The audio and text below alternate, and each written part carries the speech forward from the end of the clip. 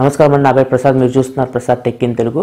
ఈరోజు మనము Android routing గురించి అండ్ iOS జైల్ బ్రేకింగ్ గురించి మాట్లాడుకోబోతున్నాము. ఈ రూటింగ్ వల్ల మనకు వచ్చే అడ్వాంటేజెస్ ఏంటి, డిసడ్వాంటేజెస్ ఏంటి, అండ్ ఈ జైల్ బ్రేకింగ్ వల్ల వచ్చే అడ్వాంటేజెస్ ఏంటి, డిసడ్వాంటేజెస్ ఏంటి చూద్దాం. ఫస్ట్ రూటింగ్ అంటే ఒక ముక్కలో చెప్పాలంటే మీ డివైస్ని మీ కంట్రోల్లో తెచ్చుకోవడం, అంటే మీ మొబైల్ ఫోన్ని మీ కంట్రోల్లోకి తీసుకొచ్చుకోవడానికి మనం రూటింగ్ అని అంటాము. మీ మొబైల్ ఫోన్ మీ కంట్రోల్లో ఉంటుంది కదా, మళ్ళీ మనం మన కంట్రోల్లోకి ఎందుకు తీసుకొచ్చుకోవాలని అడగొచ్చు మీరు. మీ మొబైల్ ఫోన్ మీ కంట్రోల్ ఉండదండి. మీ మొబైల్ ఫోన్ మీ మ్యానుఫ్యాక్చరర్ ఉంటారు కదా, సపోజ్ శాంసంగ్ కానీ, ఎల్జీ కానీ, హెచ్టీసీ కానీ, వాళ్ళ కంట్రోల్లో ఉంటుంది. వాళ్ళు దాన్ని ఆపరేట్ చేస్తూ ఉంటారు. మీరు జస్ట్ యూజర్ మాత్రమే. ఒకవేళ మీరు రూటింగ్ చేస్తే ఏమవుతుందంటే మీరు సూపర్ యూజర్ అయిపోతారు. సూపర్ యూజర్ అంటే మీ మొబైల్ వాళ్ళ కంట్రోల్లో ఉండదు, జస్ట్ మీ కంట్రోల్లో ఉంటుంది. సో మీరు దాన్ని ఇష్టం వచ్చినట్లు మోడిఫై చేసుకోవచ్చు. అసలు డీటెయిల్గా అసలు ఏం జరుగుతుందో చూద్దాము. ఆండ్రాయిడ్ సాఫ్ట్వేర్ మనకి గూగుల్ తయారు చేస్తుంది. సో ఈ గూగుల్ నుంచి ఈ శాంసంగ్ కానీ, హెచ్టీసీ కానీ, ఎల్జీ కానీ, లెనోవో కానీ ఇవన్నీ ఈ ఆండ్రాయిడ్ సాఫ్ట్వేర్ని కొనుక్కొని వాళ్ళ మొబైల్ ఫోన్స్లో వాళ్ళ ఇంటర్ఫేస్ కంటే చేంజెస్ మీకు కనబడుతుంటాయి. శాంసంగ్ ఏమో టచ్ విజన్ మీద దాన్ని మాడిఫై చేస్తుంది, ఎల్జీ ఏమో ఎల్జీ యూఐ మీద మాడిఫై చేస్తుంది, యాసూస్ జెన్ యూఐ అని ఉంటుంది, Xiaomi చూసుకుంటే మీకు MI UI అని ఉంటుంది. సో వాళ్ళ ఇంటర్ఫేస్ మీద వాళ్ళు ఆండ్రాయిడ్ తీసుకొని మోడిఫై చేసి ఆప్టిమైజ్ చేసి మనకి మొబైల్ ఫోన్ ఇస్తారు. మనకి అక్కడ కంప్లీట్ ఆండ్రాయిడ్ ఎక్స్పీరియన్స్ అయితే దొరకదు. మీరు గమనించవచ్చు, అప్పుడప్పుడు మనకి హ్యాంగ్ అయిపోతూ ఉంటుంది ఫోన్, అప్పుడప్పుడు రెస్పాండ్ అవ్వదు. ఇవన్నీ ఎందుకంటే అది ప్యూర్ ఆండ్రాయిడ్ ఎక్స్పీరియన్స్ రాదు మనకి. ఎందుకంటే ఆండ్రాయిడ్ వాళ్ళ యూఐతో మిక్స్ చేసి మనకి పంపిస్తున్నారు కాబట్టి మనకి అది జరుగుతుంది. ఈ ప్యూర్ ఆండ్రాయిడ్ ఎక్స్పీరియన్స్ మీకు ఎక్కడ దొరుకుతుందంటే గూగుల్ నెక్సస్ డివైజెస్ అని వస్తుంటాయి. మీరు లాస్ట్ ఇయర్ చూస్తే నెక్సస్ 6P, నెక్సస్ 5X ఇలా గూగుల్ నెక్సస్ డివైజెస్ చూస్తే మీకు వాటి మీద ఇట్లాంటి మసాలా ఏమి యాడ్ చేయరు. జస్ట్ మీకు ఆండ్రాయిడ్ ఏదైతే ఆపరేటింగ్ సిస్టమ్ వాళ్ళు రిలీజ్ చేస్తారో గూగుల్ వాళ్ళు, సేమ్ అదే వితౌట్ మోడిఫికేషన్, అసలు ఏం మోడిఫై లేకుండా నెక్సస్ డివైజెస్లో వాడతారు. కానీ మిగతా డివైజెస్ మాత్రం అట్లా వాడరు. అందుకే మనకి ఆండ్రాయిడ్ అప్డేట్స్ కూడా వేరే డివైజెస్ నుంచి రావడానికి చాలా లేట్ అయితే. అదే నెక్సస్ డివైజెస్ అయితే Android updates time to time వచ్చేస్తుంటాయి మనకి.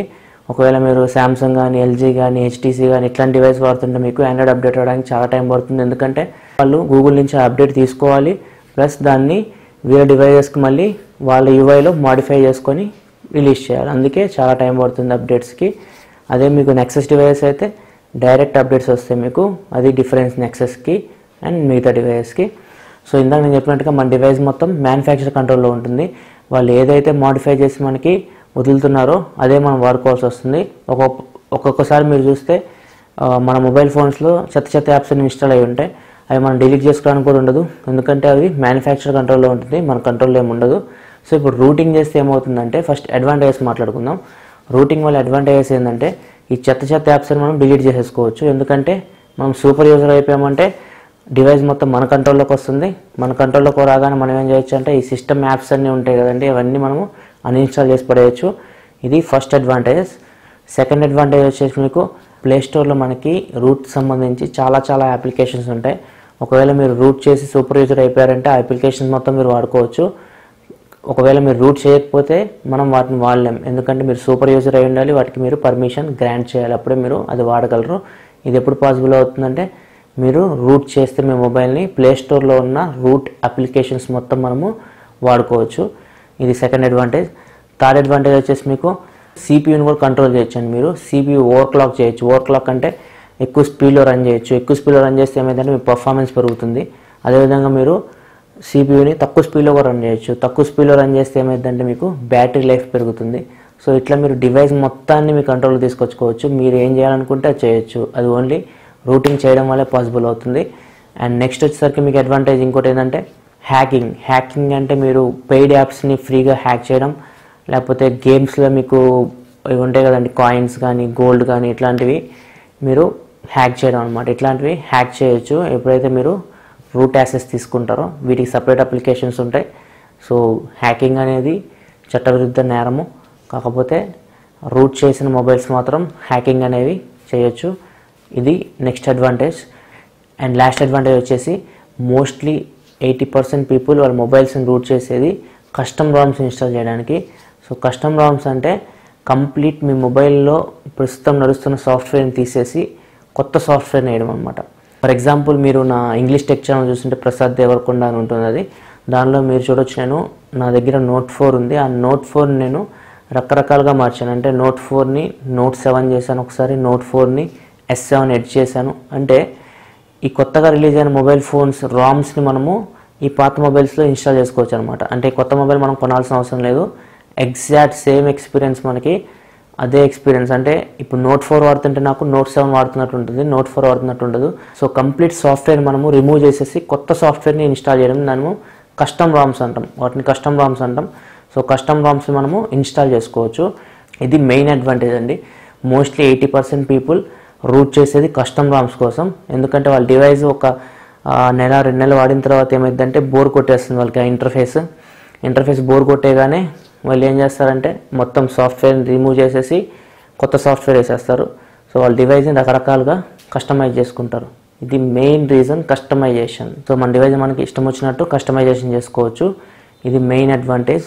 సో ఇప్పుడు మనము అడ్వాంటేజెస్ చూసాము. డిసడ్వాంటేజ్ కిందకు వస్తే రూటింగ్లో ఫస్ట్ డిసడ్వాంటేజ్ వచ్చేసి మీకు వారంటీ వెళ్ళిపోతుంది. మీకు ఒకవేళ మీ మొబైల్ అండర్ వారంటీలో ఉంటే సో దాన్ని వారంటీ వ్యాలిడ్ ఉండదు మీరు ఒకవేళ రూట్ చేస్తే. ఎందుకంటే డివైస్ని వాళ్ళ కంట్రోల్లో నుంచి మీ కంట్రోల్లో తీసుకొచ్చుకున్నారు కాబట్టి వాళ్ళు రెస్పాన్సిబిలిటీ తీసుకోరు దాని మీద. సో వారంటీ అనేది మీకు వ్యాలిడిటీ పోతుంది. ఇది ఫస్ట్ అండ్ మేజర్ డిసడ్వాంటేజ్.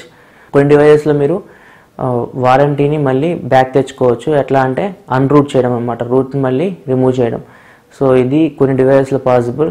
ఇప్పుడు కొంచెం సెక్యూరిటీ ఎక్కువైపోయిందండి. ఒకవేళ శాంసంగ్ డివైస్ చూసుకుంటే వాళ్ళు మీకు నాక్స్ వారంటీ అని చెప్పేసి ఒక సాఫ్ట్వేర్ ఇన్స్టాల్ చేసేసారు. ఒకవేళ మీరు రూట్ చేస్తే అది కౌంట్ తీసుకుంటుంది. ఆ కౌంట్ బట్టి వాళ్ళు తెలిసిపోతుంది వాళ్ళకి. ఒకవేళ మీరు అన్రూట్ చేసినా కానీ వాళ్ళకి తెలిసిపోతుంది. సో వారంటీ అనేది వాళ్ళు వ్యాలిడిటీ చేయరు. అండ్ నెక్స్ట్ డిసడ్వాంటేజ్ వచ్చేసి మీకు హార్డ్ బ్రిక్ అంటే కొంతమంది రూట్ ఎలా చేయాలో తెలియదు, ప్రాసెస్ స్టార్ట్ చేస్తారు, మధ్యలోనే అది ఏదో ఒకటి ప్రాబ్లం వస్తుంది. ప్రాబ్లం వచ్చేసి బూట్ లూప్. అంటే మీకు మీ మ్యానుఫ్యాక్చర్ లోగో శాంసంగ్ కానీ ఎల్జీ కానీ అక్కడే ఆగిపోతుంది ఫోన్, మీరు లోపలికి వెళ్ళలేరు. సో ఒక్కోసారి అసలు ఫోన్ ఆనే అవ్వదు. సో రూటింగ్ ప్రాసెస్ చేసేటప్పుడు చాలా జాగ్రత్తగా ఇన్స్ట్రక్షన్స్ అన్నీ ఫాలో అవ్వాలి, అప్పుడే మీకు రూటింగ్ అనేది సక్సెస్ అవుతుంది. అట్లా కాకుండా మీ ఇష్టం వచ్చినట్టు చేస్తే ఏమైందంటే డివైస్ మొత్తానికి పాడైపోతుంది. సో మీ మొబైల్ అనేది కంప్లీట్గా హార్డ్ బ్రిక్ అవుతుంది. హార్డ్ బ్రిక్ అంటే ఏదైనా హార్డ్వేర్ ప్రాబ్లం రావడం. సాఫ్ట్వేర్ ప్రాబ్లం అయితే మనం సాల్వ్ చేయొచ్చు, కానీ ఏదైనా హార్డ్వేర్ ప్రాబ్లం వస్తే మాత్రం మనము ఏమి చేయలేము. కంపల్సరీ ఇట్లాంటి ప్రాబ్లమ్స్ మదర్ బోర్డ్కి వస్తుంటాయి. సో మోస్ట్ కేసెస్ మదర్ బోర్డ్ని రీప్లేస్ చేయాల్సి వస్తుంది. ఇది ఒక డిసడ్వాంటేజ్ రూటింగ్ వల్ల. అండ్ నెక్స్ట్ డిసడ్వాంటేజ్ వచ్చేసి మీకు రూట్ చేస్తే ఏమైందంటే మీకు సాఫ్ట్వేర్ అప్డేట్స్ రావు. అంటే అఫీషియల్గా మీకు రావాల్సిన అప్డేట్స్ మీ డివైస్లోకి రావు. సో మీ అఫీషియల్ మొబైల్ అప్డేట్స్ ఎలిజిబిలిటీ కోల్పోతుంది రూట్ చేయడం వల్ల. ఇది ఒక డిసడ్వాంటేజ్ అండి. అండ్ ఫైనల్గా ఇప్పుడు ఐఓఎస్కి వద్దాం. ఐఓఎస్ అంటే మీకు సేమ్ ఇలానే ఉంటుంది, రూట్ పొదులు అక్కడ జైల్ బ్రేక్ అని చేస్తాము. ఈ ఐఓఎస్లో మీరు ఇట్లాంటి మాడిఫికేషన్ చేయడానికి ఏమీ ఉండదండి. ఒకవేళ మీరు చిన్న మొబైల్ తీసుకోండి, ఐఫోన్ 5 తీసుకోండి, 6 తీసుకోండి, లేకపోతే ఐఫోన్ 7 తీసుకోండి, అవన్నీ ఒకటే సాఫ్ట్వేర్ రన్ అవుతుంటాయి. సో మీరు ఐఫోన్ 5ని మీరు ఐఫోన్ 7గా కన్వర్ట్ చేయాల్సిన అవసరం లేదు అక్కడ. ఎందుకంటే ఐఫోన్ 5 కూడా ఐఫోన్ 7 సాఫ్ట్వేర్ మీద రన్ అవుతుంటుంది. ఇది బ్యూటీ అండి యాపిల్ది. ఏదైనా సాఫ్ట్వేర్ అప్డేట్ రిలీజ్ చేశారంటే అదే రోజు ప్రపంచంలో ఉన్న యాపిల్ మొత్తం మొబైల్ ఫోన్స్లోకి ఆ అప్డేట్ వచ్చేస్తుంది. ఫర్ ఎగ్జాంపుల్ నా దగ్గర యాపిల్ ఐఫోన్ 5 ఉంది. ఇప్పుడు అది 10.0.2 దీని మీద రన్ అవుతుంది. ఒక 1 వీక్లో నాకు ఐఫోన్ 7 రాబోతుంది. అది కూడా సేమ్ సాఫ్ట్వేర్ మీద రన్ అవుతుంది.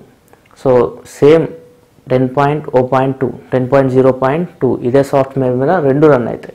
సో ఇక్కడ మనం మోడిఫికేషన్ చేయడానికి ఏముండదు.